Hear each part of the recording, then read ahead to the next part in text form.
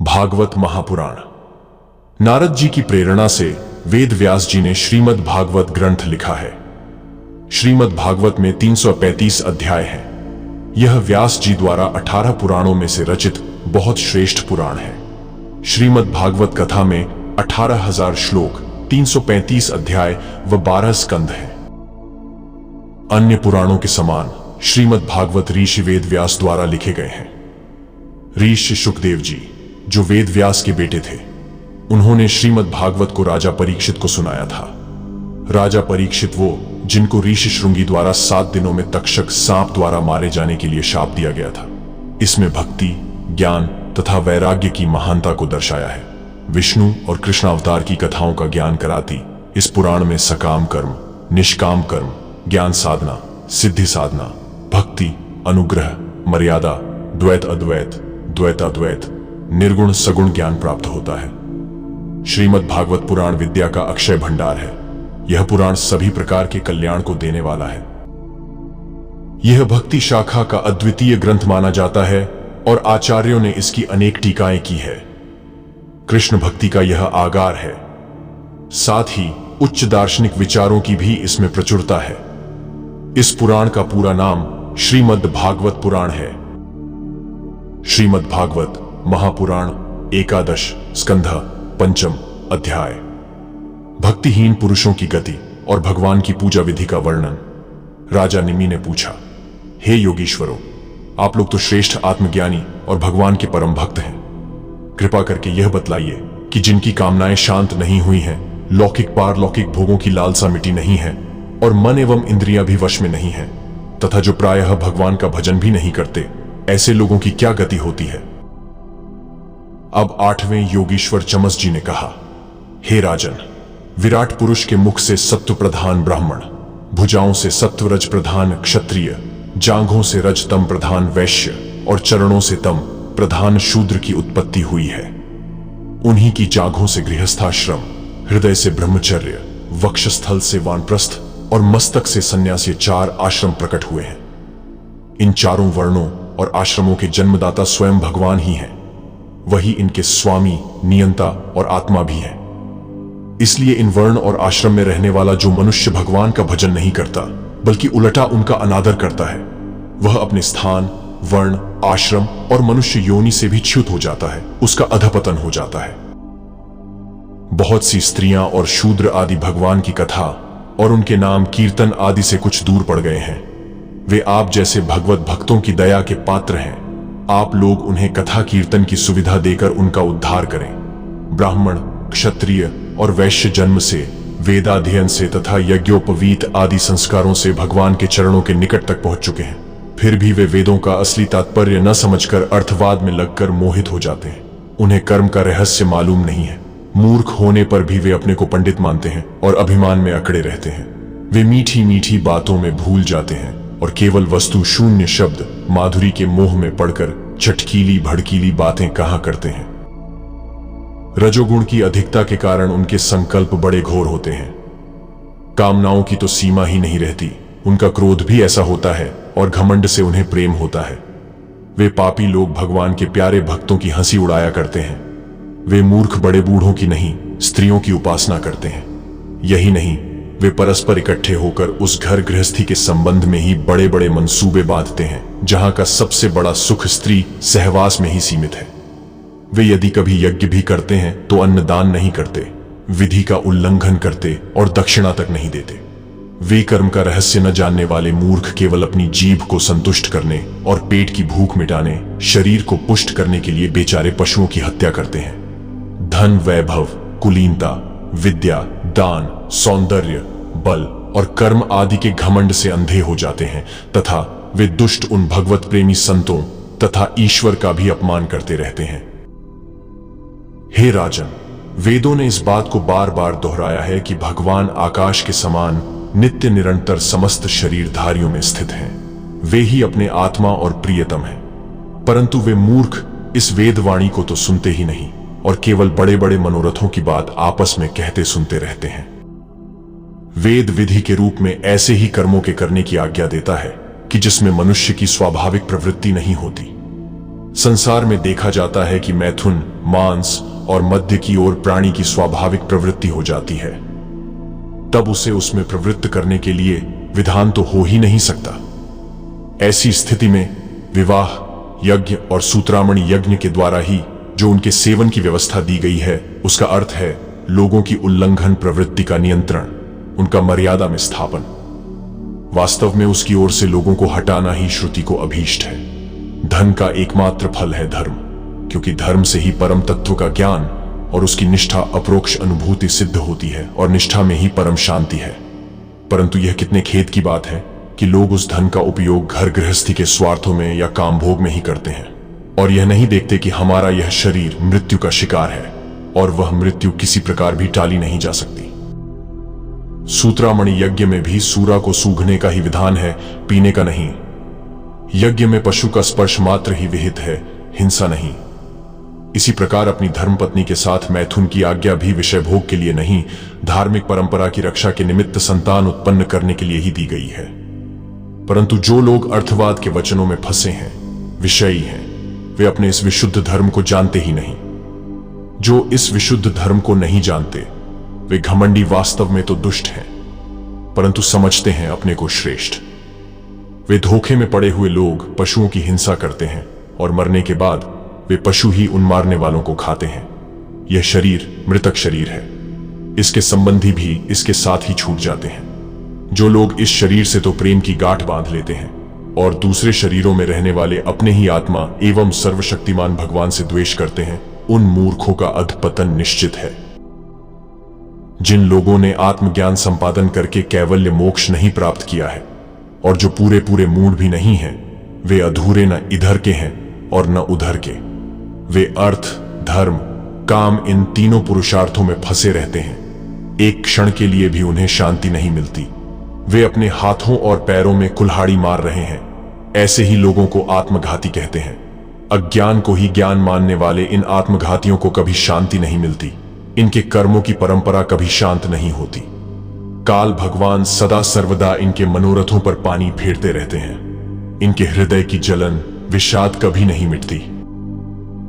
हे राजन, जो लोग अंतर्यामी भगवान श्री कृष्ण से विमुख हैं, वे अत्यंत परिश्रम करके गृह, पुत्र, मित्र और धन संपत्ति इकट्ठी करते हैं, परंतु उन्हें अंत में सब कुछ छोड़ देना पड़ता है और न चाहने पर भी विवश होकर घोर नरक में जाना पड़ता है। भगवान का भजन न करने वाले विषयी पुरुषों की यही गति होती है। राजा निमि ने पूछा, हे योगीश्वरों, आप लोग कृपा करके यह बतलाइए कि भगवान किस समय किस रंग का कौन सा आकार स्वीकार करते हैं और मनुष्य किन नामों और विधियों से उनकी उपासना करते हैं। अब नवें योगीश्वर करभाजन जी ने कहा, हे राजन, 4 युग हैं, सत्य, त्रेता, द्वापर और कली। इन युगों में भगवान के अनेकों रंग, नाम और आकृतियां होती हैं तथा विभिन्न विधियों से उनकी पूजा की जाती है। सत्य युग में भगवान के श्री विग्रह का रंग होता है श्वेत। उनके 4 भुजाएं और सिर पर चट्टा होती है तथा वे वल्कल का ही वस्त्र पहनते हैं। काले मृग का चर्म, यज्ञोपवीत, रुद्राक्ष की माला, दंड और कमंडलू धारण करते हैं। सत्ययुग के मनुष्य बड़े शांत, परस्पर वैर रहित, सबके हितैषी और समदर्शी होते हैं। वे लोग इंद्रियों और मन को वश में रखकर ध्यान रूप तपस्या के द्वारा सबके प्रकाशक परमात्मा की आराधना करते हैं। वे लोग हंस, सुपर्ण, वैकुंठ, धर्म, योगेश्वर, अमल, ईश्वर, पुरुष, अव्यक्त और परमात्मा आदि नामों के द्वारा भगवान के गुण, लीला आदि का गान करते हैं। हे राजन, त्रेता युग में भगवान के श्री विग्रह का रंग होता है लाल। 4 भुजाएं होती हैं और कटिभाग में वे 3 मेखला धारण करते हैं। उनके केश सुनहले होते हैं और वे वेद प्रतिपादित यज्ञ के रूप में रहकर श्रुक, श्रुवा आदि यज्ञ पात्रों को धारण किया करते हैं। उस युग के मनुष्य अपने धर्म में बड़ी निष्ठा रखने वाले और वेदों के अध्ययन अध्यापन में बड़े प्रवीण होते हैं। वे लोग अर्घवेद, यजुर्वेद और सामवेद रूप वेदत्रयी के द्वारा सर्वदेव स्वरूप देवाधिदेव भगवान श्री हरि की आराधना करते हैं।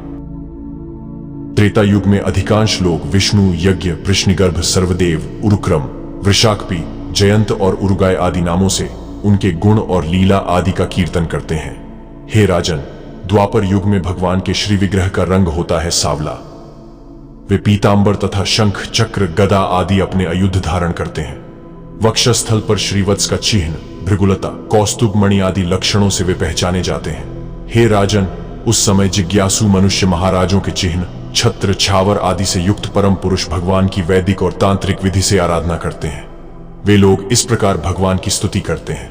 हे ज्ञान स्वरूप भगवान वासुदेव एवं क्रिया शक्ति रूप संकर्षण, हम आपको बार बार नमस्कार करते हैं। भगवान प्रद्युम्न और अनिरुद्ध के रूप में हम आपको नमस्कार करते हैं। ऋषि नारायण, महात्मा नर, विश्वेश्वर, विश्वरूप और सर्वभूतात्मा भगवान को हम नमस्कार करते हैं। हे राजन, द्वापर युग में इस प्रकार लोग जगदीश्वर भगवान की स्तुति करते हैं। अब कलयुग में अनेक तंत्रों के विधि विधान से भगवान की जैसी पूजा की जाती है, उसका वर्णन सुनो। कलयुग में भगवान का श्री विग्रह होता है कृष्ण वर्ण काले रंग का। जैसे नीलम मणि में से उज्ज्वल कांति धारा निकलती रहती है, वैसे ही उनके अंग की छटा भी उज्ज्वल होती है। वे हृदय आदि अंग, कौस्तुभ आदि उपांग, सुदर्शन आदि अस्त्र और सुनंद प्रभृति पार्षदों से संयुक्त रहते हैं। कलियुग में श्रेष्ठ बुद्धि संपन्न पुरुष ऐसे यज्ञों के द्वारा उनकी आराधना करते हैं जिनमें नाम, गुण, लीला आदि के कीर्तन की प्रधानता रहती है। वे लोग भगवान स्तुति इस प्रकार करते हैं। प्रभु, आप शरणागत रक्षक हैं। आपके चरणारविंद सदा सर्वदा ध्यान करने योग्य, माया मोह के कारण होने वाले सांसारिक पराजयों का अंत कर देने वाले तथा भक्तों की समस्त अभीष्ट वस्तुओं का दान करने वाले कामधेनु स्वरूप हैं। वे तीर्थों को भी तीर्थ बनाने वाले स्वयं परम तीर्थ स्वरूप हैं। शिव, ब्रह्मा आदि बड़े बड़े देवता उन्हें नमस्कार करते हैं और चाहे जो कोई उनकी शरण में आ जाए उसे स्वीकार कर लेते हैं। सेवकों की समस्त आरती और विपत्ति के नाशक तथा संसार सागर से पार जाने के लिए जहाज हैं। हे महापुरुष, मैं आपके उन्हीं चरणारविंदों की वंदना करता हूं। हे भगवान, आपके चरण कमलों की महिमा कौन कहे। रामावतार में अपने पिता दशरथ जी के वचनों में देवताओं के लिए भी वांछनीय और दुस्तेज राज्य लक्ष्मी को छोड़कर आपके चरण कमल वन वन घूमते फिरे। सचमुच आप धर्मनिष्ठता की सीमा है। हे महापुरुष, अपनी प्रेयसी सीता के चाहने पर जानबूझकर आपके चरण कमल माया मृग के पीछे दौड़ते रहे। सचमुच आप प्रेम की सीमा है। हे प्रभु, मैं आपके उन्हीं चरणारविंदों की वंदना करता हूं। हे राजन, इस प्रकार विभिन्न युगों के लोग अपने अपने युग के अनुरूप नाम रूपों द्वारा विभिन्न प्रकार से भगवान की आराधना करते हैं। इसमें संदेह नहीं कि धर्म, अर्थ, काम, मोक्ष सभी पुरुषार्थों के एकमात्र स्वामी भगवान श्री हरि ही हैं। कलयुग में केवल संकीर्तन से ही सारे स्वार्थ और परमार्थ बन जाते हैं। इसलिए इस युग का गुण जानने वाले सारग्राही श्रेष्ठ पुरुष कलयुग की बड़ी प्रशंसा करते हैं, इससे बड़ा प्रेम करते हैं। देहाभिमानी जीव संसार चक्र में अनादिकाल से भटक रहे हैं। उनके लिए भगवान की लीला, गुण और नाम के कीर्तन से बढ़कर और कोई परम लाभ नहीं है, क्योंकि इससे संसार में भटकना मिट जाता है और परम शांति का अनुभव होता है। हे राजन, सत्ययुग, त्रेता और द्वापर की प्रजा चाहती है कि हमारा जन्म कलयुग में हो, क्योंकि कलयुग में कहीं कहीं भगवान नारायण के शरणागत, उन्हीं के आश्रय में रहने वाले बहुत से भक्त उत्पन्न होंगे। महाराज विदेह, कलयुग में द्रविड़ देश में अधिक भक्त पाए जाते हैं, जहां ताम्र पपर्णी, कृतमाला, पयस्विनी, परम पवित्र कावेरी, महानदी और प्रतीची नाम की नदियां बहती हैं।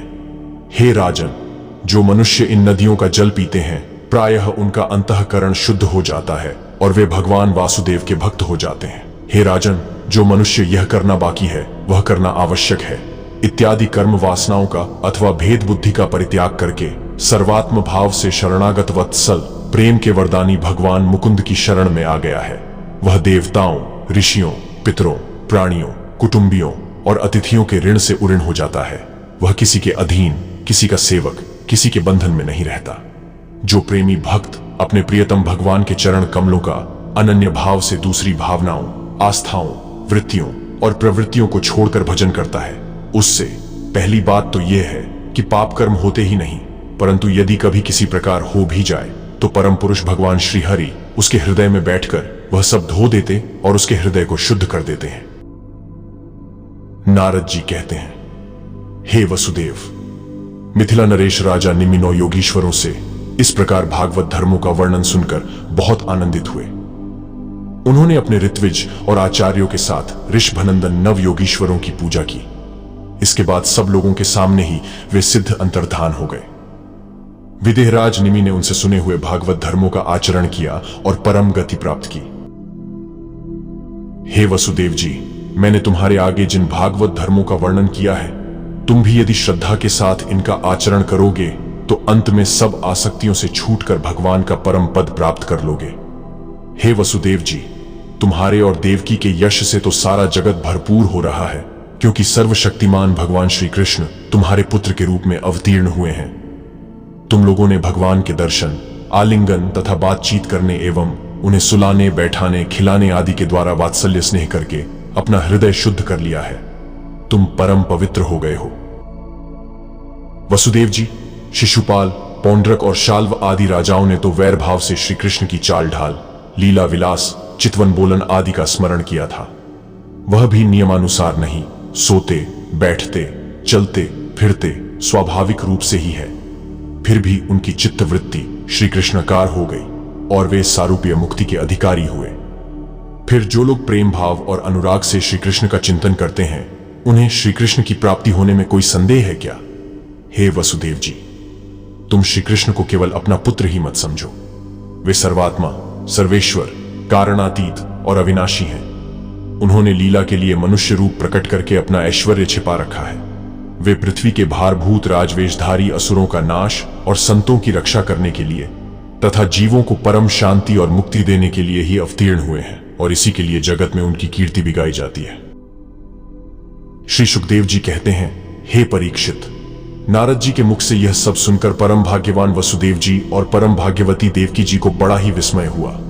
उनमें जो कुछ माया मोह अवशेष था, उसे उन्होंने तत्क्षण छोड़ दिया। हे राजन, यह इतिहास परम पवित्र है। जो एकाग्र चित्त से इसे धारण करता है, वह अपना सारा शोक मोह दूर करके ब्रह्म पद को प्राप्त होता है। ओम शांति विश्वम।